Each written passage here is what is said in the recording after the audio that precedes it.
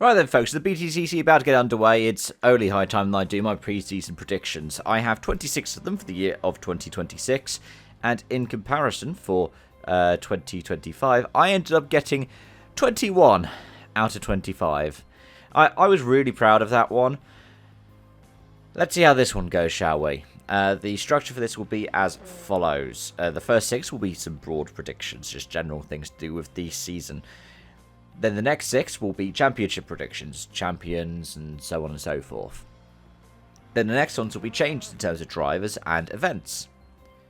And then the final 8 will be random wildcard picks. So without further ado, let's get on with it. Starting off, I'm going to wager there are at least 10 different winners. I'm going to include the qualifying race in this as well because I sort of do for the F1 sprints, so why not? I reckon there'll be at least one new race winner. I reckon at least 2 of the new cars will win races. So that could be the Ford, it could be the Merc, it could be the Audi. I have a feeling the championship will go to the finale. Not necessarily round 30 of 30, but 28, 29 or 30. I have a feeling that the points difference in the qualifying races will be greater than the title gap at the end of the season.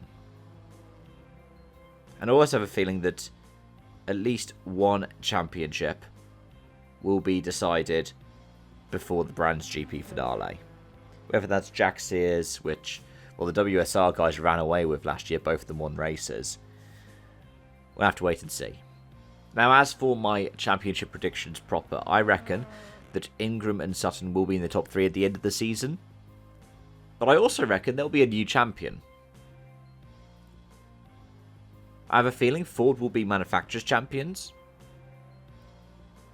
But I also think that manufacturers and teams champions will be different. I reckon that WSR will win the independents. And I have a feeling that a full season rookie, so maybe they've done a couple of starts before, will win the Jack Sears. As for 2027 changes, I have a feeling that all of the tracks will remain the same for 2027. That is 2 layouts at Brands and Donington, and then the remaining 6 venues. I have a feeling there will be some change in the order, as there has been for this season, like Croft, Thruxton, Knock Hill. I reckon the season will start and end in the same weeks of the year. I think I had last year that it would start earlier and end later or something like that, and I got one but not the other.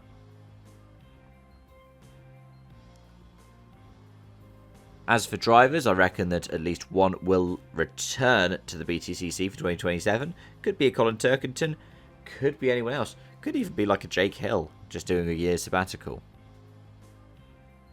I have a feeling at least one driver will leave the BTCC. And I also have a feeling at least one car will be added to the grid for 2027. I don't mean like a brand new car, though that'll be interesting if that is also the case. But what I mean is we have a handful of TBLs that are currently not in action due to the closure of Unlimited, One Motorsport not being on the entries, and WSR only entering 2 cars. Now, as for my wildcards, I have a feeling at least 2 teammate collisions will end races for at least one of the drivers. So, for instance, 2 of the Fords get together and one of them's out on the spot. I have a feeling at least 2 races will be red flagged.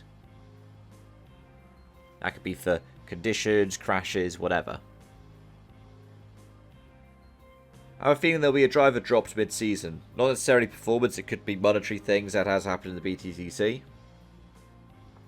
But I also have a feeling that an additional car will show up during the season.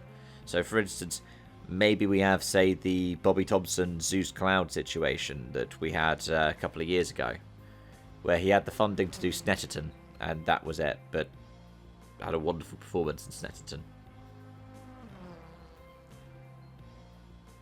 I reckon after a year in which the top 2 in Jack Sears won races, that the Jack Sears champion will not even get a podium this year. I reckon at least 3 drivers will end up missing a race during a weekend. It could be the qualifying race as well. But for instance, Nick Hamilton's Cupra that burst into flames in Silverstone, that caused him to miss races. I have a feeling that we'll have safety cars in at least 3 of the 10 qualifying races this year. And we'll end with an optimistic note. If the figures are published, and I'm hoping they will be, that the viewing figures for 2026 will be higher than in 2025. Those are my thoughts, feelings, and predictions though, folks. As always, let me know yours in the comment section down below. And thank you so much for watching and joining. Thank you so much for continued support. Till next time, it's bye-bye for now.